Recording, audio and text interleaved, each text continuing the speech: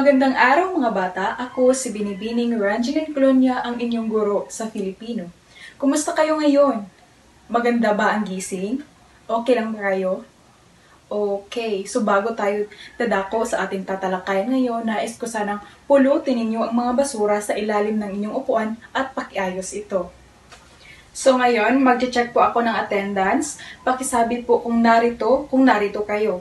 James? Okay. Ryan? Okay. GP? Okay. Akisha?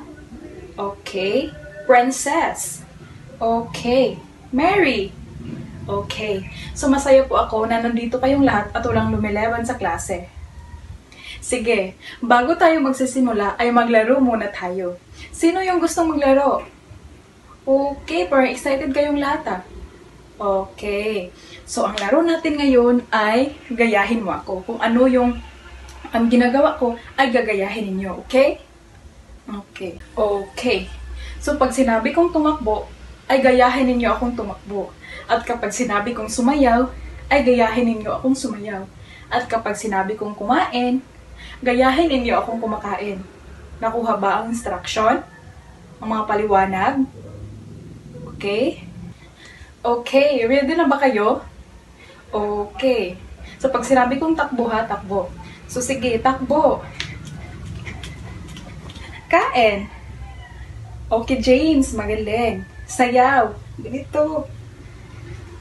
Okay, Akisha, ang galing. Ang saya, di ba? Ang galing ninyo, mga bata. So, napapansin nyo ba na lahat ng ginagawa nyo ay may kilos? Okay. Alam nyo ba yung ano yung kilos? James. Magaling. Ang mga salitang nagsasaad ng kilos o galaw ay tinatawag natin na pandiwa. Ano nga ulit yun? Okay, magaling. Ang mga pandiwa ay ang salitang nagsasaad ng kilos o galaw. Ang halimbawa nito ay tumatakbo, kumakain, at sumasayaw, kagaya ng ginagawa natin kanina. At pwede rin lumalangoy, kasi yung lumalangoy ay nagsasaad siya ng kilos o gumagalaw siya. So, yun yung pandiwa. May ipapakita ako na larawan sa inyo at sasabihin nyo kung anong kilos o galaw ang kanyang ginagawa. Eto. Okay, magaling. Eto. Okay, magaling kayo. Ito. Okay, magaling kayo. Ito.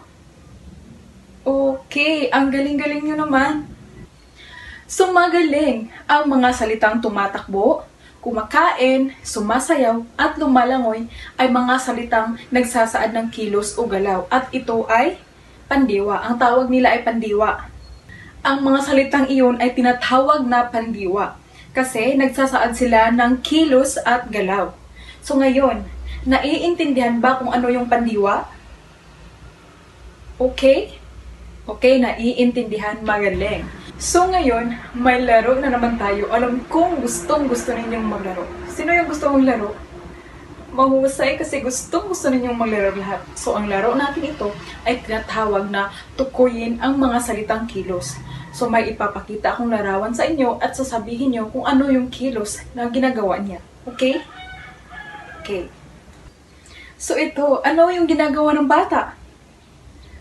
Okay, magaling, naglilinis. At ito naman, ano yung ginagawa ng bata? Okay, magaling, nag-aaral ang bata, di ba? So, dapat mag-aaral din kayo. So, ito naman, ano ang ginagawa ng bata? Magaling, naliligo ang bata. At ito naman, ano ang ginagawa ng bata? Tumatalon ang bata. Grabe, sobrang galing. Naiintindihan niyo talaga kung ano yung tinatalakay natin ngayon. Napakahusay naman, lahat ng mga salitang sinasabi ninyo ay mga pandiwa. Ano nga ulit yon?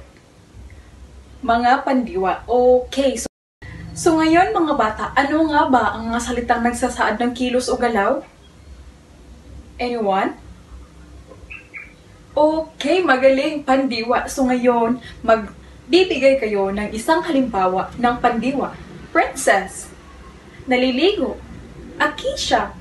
Naglalaro. James, kumakain. Magaling. Lahat ng sinasabi ninyo ay mga halimbawa ng pandiwa. So, naiintindihan ba kung ano yung pandiwa? Okay, magaling. ngayon, alam na natin kung ano yung salitang nagsasaad ng kilos o galaw. Ito ay ang pandiwa.